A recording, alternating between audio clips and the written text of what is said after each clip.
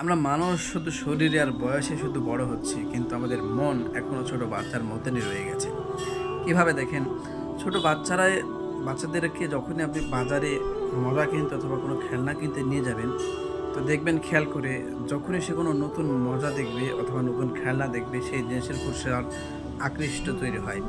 মনে হয় বা সে ভাবে যে সেই জিনিসটা খেলে বা সেই জিনিস পেলে আমি অনেক খুশি হব, আনন্দ হব। পিতামাতা হয়েও আমরা কিন্তু সেই জিনিসটা সন্তানকে কিনে দিই, কারণ ছোট মানুষ নিজেকে নিয়ন্ত্রণ করতে পারছে না, সে কান্নাকাটি করবে, সে ওই জিনিসটা পেলে খুশি হবে, আনন্দ হবে।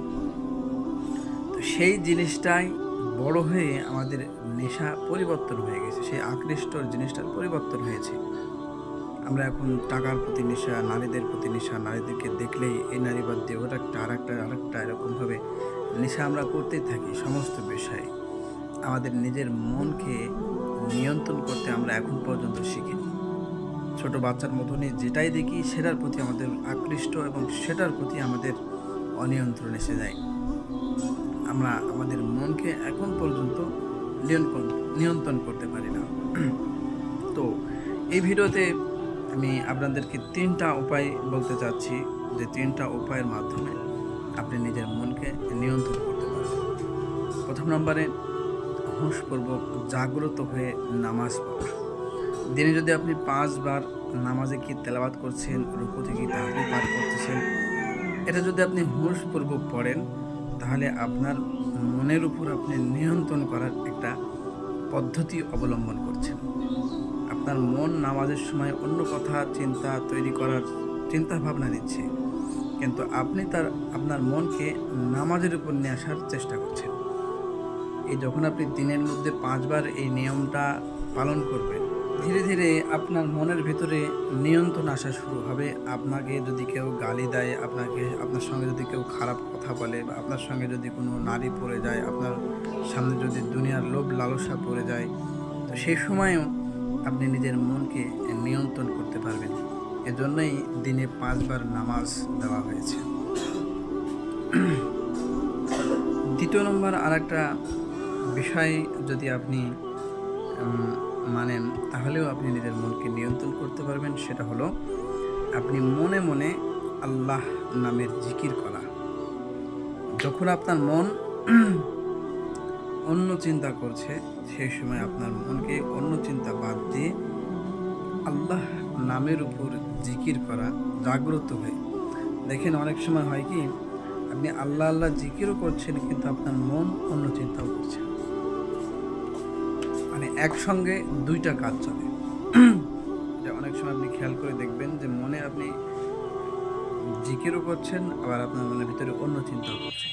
তো এই সময়ও আপনাকে হুঁশপূর্বক জাগ্রত হয়ে দেখতে হবে যে মনে শুধু যেন আল্লাহ নামের ব্যতীত অন্য কোনো চিন্তা যেন না আসে। তো যখন আপনি এই জিনিসটা প্র্যাকটিস করবেন, এটা একটা ইবাদত হয়ে যাচ্ছে, এর দ্বারা আপনি নেকিও পেয়ে যাচ্ছেন, এর দ্বারা আপনার মনের নিয়ন্ত্রণও আসা শুরু হয়ে যাবে। 3 নম্বর আরেকটা বিষয়, সেটা হলো মেডিটেশন করা। প্রতিদিন আপনি 15 মিনিট 20 মিনিট যতটুকু সময় পান, নিজের মনকে নিয়ন্ত্রণ করার জন্য মেডিটেশন করতে পারেন, সকালে হোক অথবা বিকালে হোক। অনেকে মনে করে যে এটা ইসলাম ধর্মের কাজ নয়, কিন্তু আমাদের প্রিয় নবী হযরত মুহাম্মদ সাল্লাল্লাহু আলাইহি ওয়াসাল্লাম তিনিও কিন্তু ধ্যান করেছেন। কেউ বলে 3 বছর, কেউ বলে 7 বছর, কেউ বলে 14 বছর। যাই হোক, এটা তিনি হিরা গুহায় ধ্যান করেছেন, এবং ধ্যান করার পরেই কিন্তু তার উপরে ওহী নাজিল হওয়া শুরু হয়, কোরআন নাজিল হওয়া শুরু হয়। ঠিক আছে? তো এই ধ্যানটার উদ্দেশ্যই দেখেন নিজের মনকে নিয়ন্ত্রণ করা, নিজের মনকে শূন্য করে ফেলা। আপনার সঙ্গে কেউ খারাপ ব্যবহার করছে, গালি দিচ্ছে, আপনার সঙ্গে কোনো নারী পড়ে গেছে, আপনার সঙ্গে কোনো খারাপ পরিবেশ চলে আসছে, আপনার সামনে দুনিয়ার লোভ লালসা দেখানো হচ্ছে, এই সমস্ত ক্ষেত্রে আপনি নিজের মনকে নিয়ন্ত্রণ করতে পারবেন এই ধ্যানের মাধ্যমে। মানে এই নিয়ন্ত্রণটা আনতে হলে এই 3টা মধ্যে যে কোনো একটি যদি আপনার জীবনে আপনি চেষ্টা করতে পারেন, তাহলে দেখবেন যে আপনার ভিতরে একটা নিয়ন্ত্রণ চলে আসবে।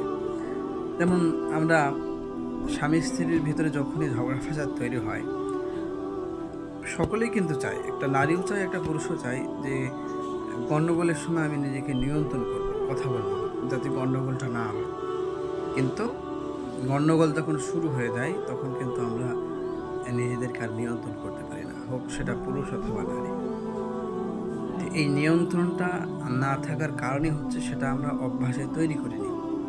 সেই ছোট বাচ্চার মতনই আমাদের মনটা এখনও অনিয়ন্ত্রণ হয়ে আছে। যা দেখি যা শুনি সেই জিনিসের প্রতি আমরা একদম সেই ছোট বাচ্চার মতো উঠে পড়ে লেগে যাই। এজন্য এই 3টা পদ্ধতির মাধ্যমে আমরা নিজেদের মনকে নিয়ন্ত্রণ করতে পারবো।